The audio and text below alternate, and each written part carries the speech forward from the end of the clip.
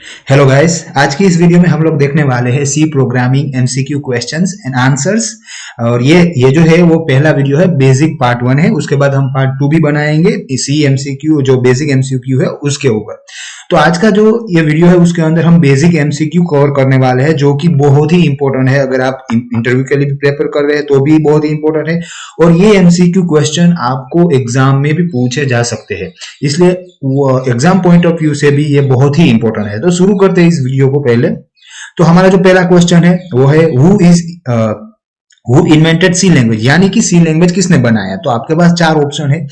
ए है Charles Babbage, यानी कि ए में ए सिलेक्ट करते हो तो नाम है चार्ल्स बेबेज। बी में है ग्राहम बेल, सी में है डेनिस रिची और डी में है स्टीव जॉब। तो इस क्वेश्चन में आपको बताना है कि सी लैंग्वेज बनाया किसने है। तो इस क्वेश्चन का सही आंसर है डेनिस रिची। तो डेनिस रिची थे, उन्होंने सी लैंग्वेज को इन्वेंट किया था। हमारा अगला क्वेश्चन है, second question, C language is a successor to which language, यानी कि जो सी लैंग्वेज है वो किसके बाद आई थी, उससे पहले कौन सी लैंग्वेज थी जिसके अंदर कोई कमियां थी, उसको सुधार के सी लैंग्वेज को बनाया गया। तो आपके पास चार ऑप्शन है। ए है फोर्ट्रेन, बी है डी लैंग्वेज, सी है बेसिक और डी है बी लैंग्वेज। तो इस क्वेश्चन का सही आंसर है बी लैंग्वेज। तो ये उसकी सक्सेसर है, यानी कि जो बी लैंग्वेज थी उसके बाद ये सी लैंग्वेज को बनाया गया। उसके बाद हमारा थर्ड क्वेश्चन है, C is a which level language, यानी कि जो सी लैंग्वेज है इस क्वेश्चन में आपको बताना है वो कौन से लेवल वाली लैंग्वेज है। तो आपके पास चार ऑप्शन है। ए में है लो लेवल लैंग्वेज है, सी है वो लो लेवल लैंग्वेज है, या फिर बी में है हाई लेवल लैंग्वेज, सी में है दोनों, लो और हाई दोनों, या डी इनमें से कोई नहीं। तो इस क्वेश्चन का सही आंसर है सी है वो हाई लेवल लैंग्वेज है। ये बहुत ही इंपॉर्टेंट क्वेश्चन है, आपको ऐसे भी जनरल नॉलेज के लिए भी पता होना चाहिए कि सी है वो हाई लेवल लैंग्वेज है। उसके बाद फोर्थ क्वेश्चन है हमारा, लो लेवल लैंग्वेज इज, यानी कि इस क्वेश्चन में आपको पूछा जा रहा है कि लो लेवल जो लैंग्वेज होती है वो कैसी होती है, और अगर हम लो लेवल में प्रोग्रामिंग करते हैं तो हमें क्या डिफिकल्टी आ सकती है, ऐसा। तो इसमें ए जो ऑप्शन है उसमें है ह्यूमन रीडेबल लाइक लैंग्वेज, यानी कि हम लोग इंसान लोग उसे पढ़ सकते हैं ऐसी लैंग्वेज। या फिर बी में है language with big program size, यानी कि ऐसी लैंग्वेज जिसमें प्रोग्राम की साइज बड़ी होती है। या सी है language with small program size, यानी कि ऐसी लैंग्वेज जिसमें प्रोग्राम की साइज स्मॉल होती है। या फिर difficult to understand and readability is questionable, यानी कि बहुत ही कठिन होती है जो प्रोग्राम लिखा गया होता है लो लेवल में उसको समझने के लिए।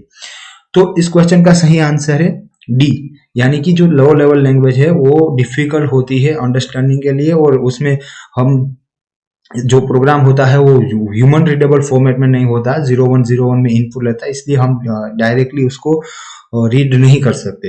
हमारा अगला क्वेश्चन है, हाई लेवल लैंग्वेज इज, यानी कि इस क्वेश्चन में आपको बताना है कि हाई लेवल लैंग्वेज कैसी होती है। तो आपके पास यहाँ भी चार ऑप्शन है। ह्यूमन रीडेबल लाइक लैंग्वेज होती है, या फिर language with small program size होती है, या फिर language with big program size होती है, या फिर language which is difficult to understand and not human readable. तो इस क्वेश्चन का सही आंसर है ह्यूमन रीडेबल लाइक लैंग्वेज, यानी कि हाई लेवल जो लैंग्वेज होती है उसको हम लोग अच्छी तरह से रीड कर सकते हैं, उसमें हम उसमें प्रोग्राम बना सकते हैं क्योंकि हम उसे रीड कर सकते हैं। और जो लो लेवल लैंग्वेज होती है उसमें 0 और 1 ही इनपुट लेती है, इसलिए हम उसको रीड नहीं कर सकते और डिफिकल्ट होता है प्रोग्राम बनाना उसमें। हमारा अगला क्वेश्चन है, C is space type of programming language, यानी कि इस क्वेश्चन में आपको बताना है कि सी है वो कौन से टाइप की प्रोग्रामिंग लैंग्वेज है। तो आपके पास चार ऑप्शन है। ए ऑब्जेक्ट ओरिएंटेड लैंग्वेज है, या फिर बी प्रोसीजरल ओरिएंटेड लैंग्वेज है, या फिर सी बिट लेवल लैंग्वेज है, या डी फंक्शनल लैंग्वेज है। तो इस क्वेश्चन का सही आंसर है प्रोसीजरल, यानी कि सी लैंग्वेज है वो प्रोसीजरल लैंग्वेज है।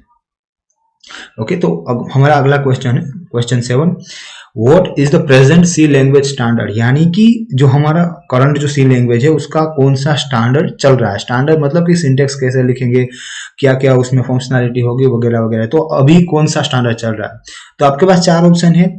ए सी 99 ISO स्टैंडर्ड है, या फिर बी C11 स्टैंडर्ड है, या सी CO5 स्टैंडर्ड ISO है, या डी C10 ISO स्टैंडर्ड है।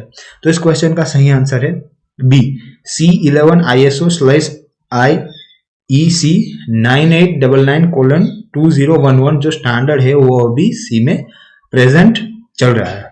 हमारा अगला क्वेश्चन है, what are the new features of the C11 और ISO IEC 9899 2011 स्टैंडर्ड, यानी कि अब हमने जो पिछले क्वेश्चन में देखा कि सी का जो करंट स्टैंडर्ड है उसमें कौन से नए फीचर है, वही इस क्वेश्चन में आपको बताना है। तो आपके पास चार ऑप्शन है यहाँ पर। ए में है type generic macros static assertions, ये फीचर है। फिर बी में है multi threading anonymous unions quick exit, ये फंक्शन आए हैं। या फिर सी अगर आप चूज करते हैं तो उसमें है bounce checking interfaces and anonymous structures, और डी ये सभी। तो इस क्वेश्चन का सही आंसर है डी ऑल, यानी कि जो ISO स्टैंडर्ड है IEC 9899 2011 का, उसमें उसके अंदर ये सभी जो फीचर है वो उसमें लिस्टेड है, उसमें आते हैं। सी लैंग्वेज के अंदर अगर आप ये स्टैंडर्ड से प्रोग्रामिंग करते हैं तो आपको ये सब फीचर मिलेंगे उसमें। हमारा अगला क्वेश्चन है C language was invented in which laboratory, यानी कि इस क्वेश्चन में आपको बताना है कि जो सी लैंग्वेज है वो कौन सी लेबोरेटरी में बनाई गई थी, कौन सी लेबोरेटरी में इन्वेंट हुई थी। तो आपके पास चार ऑप्शन है। ए यूनिलीवर लैब्स में बनाई गई थी, या फिर बी IBM लैब्स में बनाई गई थी, या फिर सी AT&T लैब में बनाई गई थी, या डी वेरिजन लैब में बनाई गई थी। तो इस क्वेश्चन का सही आंसर है सी AT&T जो लैब्स USA में है उसके अंदर सी लैंग्वेज को बनाया गया था और डेनिस रिची ने उसको बनाया था। हमारा अगला क्वेश्चन है BCPL language is also cold, यानी कि जो BCPL लैंग्वेज है उसको क्या, उसको ऑल्सो कोल्ड मीन्स के उसको दूसरे कौन से नाम से जाना जाता है। तो आपके पास चार ऑप्शन है। ए सी लैंग्वेज है, या फिर बी लैंग्वेज, या सी डी लैंग्वेज, या फिर इनमें से कोई नहीं। तो इस क्वेश्चन का सही आंसर है इनमें से कोई नहीं, यानी कि BCPL लैंग्वेज को इनमें से कोई भी नाम से नहीं जाना जाता। हमारा अगला क्वेश्चन है C language was invented to develop which programming language, यानी कि सी लैंग्वेज को कौन सी ऑपरेटिंग सिस्टम को बनाने के लिए इन्वेंट किया गया था या फिर बनाया गया था। तो आपके पास चार ऑप्शन है इस क्वेश्चन में, आपको बताना है कि किस ऑपरेटिंग सिस्टम को बनाने के लिए सी को बनाया गया था। तो ए में है एंड्रॉइड के लिए, बी में है लिनक्स के लिए, या फिर सी उबंटू के लिए, या फिर डी यूनिक्स के लिए। तो इस क्वेश्चन का सही आंसर है यूनिक्स, यानी कि यूनिक्स ऑपरेटिंग सिस्टम को बनाने के लिए सी लैंग्वेज को इन्वेंट किया गया था, सी लैंग्वेज को बनाया गया था। हमारा अगला क्वेश्चन है C language was invented in the year, यानी कि इस क्वेश्चन में आपको बताना है कि सी लैंग्वेज कौन से साल में बनाई गई थी, यानी कि कौन से साल में इन्वेंट की गई थी। तो आपके पास चार ऑप्शन है। ए 1999 में, या फिर बी 1978 में, या फिर सी 1972 में, या फिर डी 1990 में। तो इस क्वेश्चन का सही आंसर है सी। सी लैंग्वेज को 1972 में इन्वेंट किया गया था, डेवलप किया गया था। हमारा अगला क्वेश्चन है C language is used in development of, यानी कि सी लैंग्वेज का यूज कौन से प्रोग्राम बनाने के लिए किया जाता है। तो हमारे आपके पास चार ऑप्शन है इस क्वेश्चन में। ए है डेटाबेसेस के लिए, या फिर है बी ग्राफिक्स एप्लीकेशन के लिए, या सी है वर्ड प्रोसेसर के लिए, या फिर डी है ऑल ऑफ अबो। ये इस क्वेश्चन का सही आंसर है ऑल ऑफ अबो, डी। यानी कि जो सी लैंग्वेज होती है उसके अंदर आप सभी तरह के जो बेसिक प्रोग्राम, बेसिक और हाई लेवल प्रोग्राम बना सकते हैं। डेटाबेस रिलेटेड है, या ग्राफिक रिलेटेड है, या वर्ड प्रोसेस रिलेटेड है।